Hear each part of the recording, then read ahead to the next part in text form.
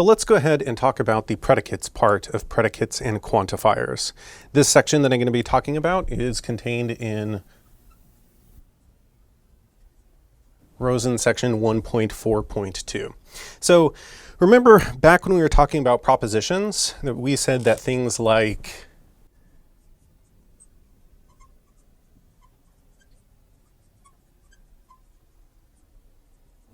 x plus 1 equals 3 is not a proposition. And we said that because we don't know what this little x thing here is, and so we don't know if it has a truth value of true or false or either or not both. But as we mentioned in the motivation, it'd be very handy if we could somehow parameterize or introduce variables into our propositions, and that's where predicates come into play. So the following is a definition of what's referred to as a propositional function.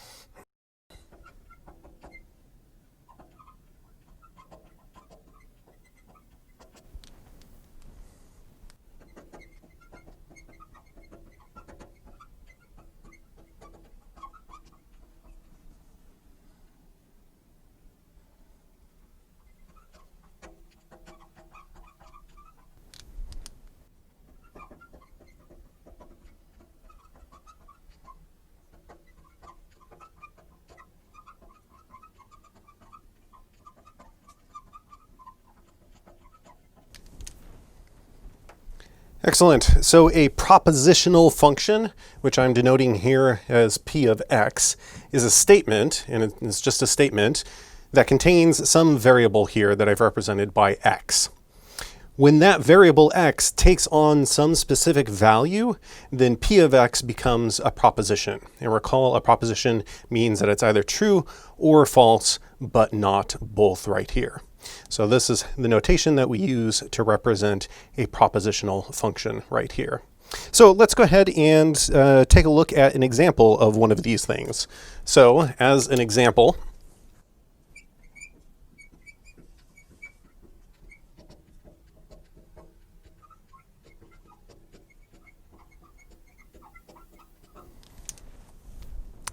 p of x is the statement x is a prime number. Great, so it's a statement, it contains a variable right here. Well, let's go ahead and see if this is actually a propositional function right here by determining if it becomes a proposition when our variable x takes on a specific value. So for example, we could do the following. We could try p of 7. So if we did p of 7 right here, then that's the claim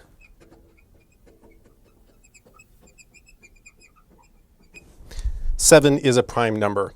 And you can see that, yes, indeed, this is a proposition. It is either true or false, but not both. And it turns out in this particular case, it is true.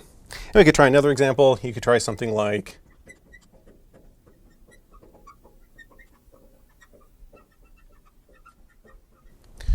"14 is a prime number."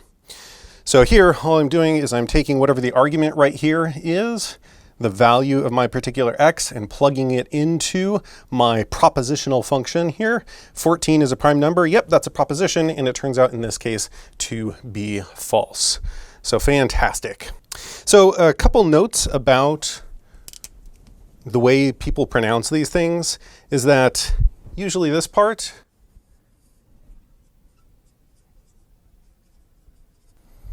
is referred to as the predicate.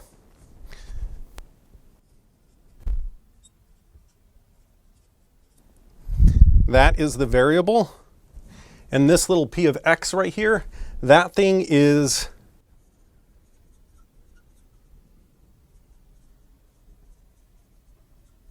a propositional function. Sometimes though, people are lazy and they actually refer to this thing, the propositional function, as a predicate.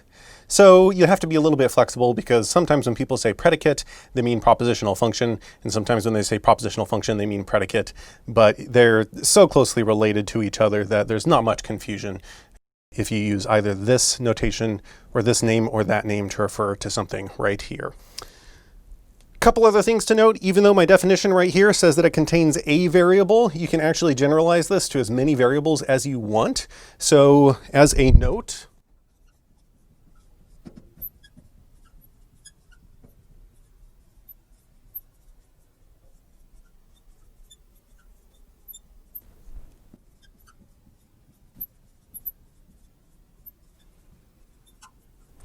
these things can contain more than one variable. And they can contain arbitrarily many variables that you want. So for example, we could consider a propositional function that looked like the following. So we could consider a propositional function that looked like q of xy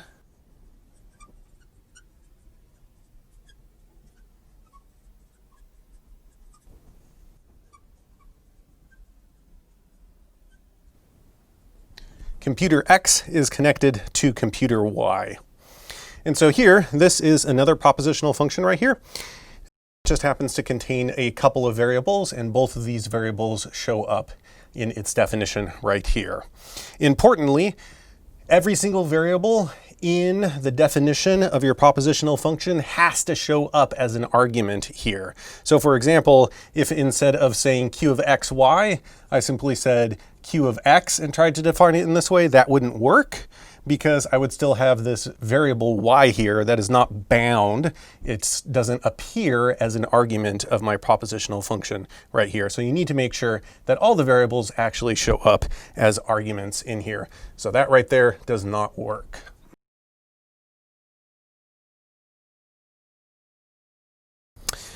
So you could, if you wanted to, take a look at a couple of values of this thing.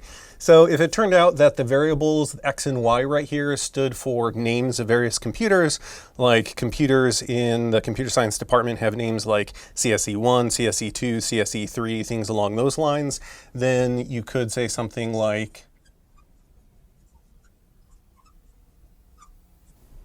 this, which would then be the proposition computer CSE1 is connected to computer CSE2 over here.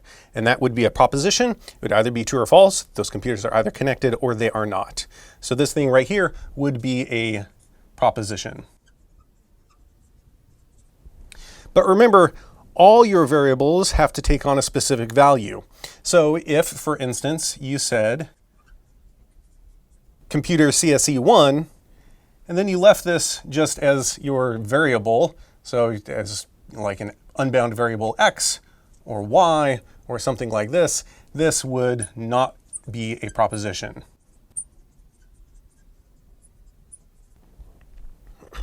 You have to make sure that all your variables actually take on specific values, and then it becomes a proposition for the thing to be a legitimate proposition that takes on a value of either true or false, but not both.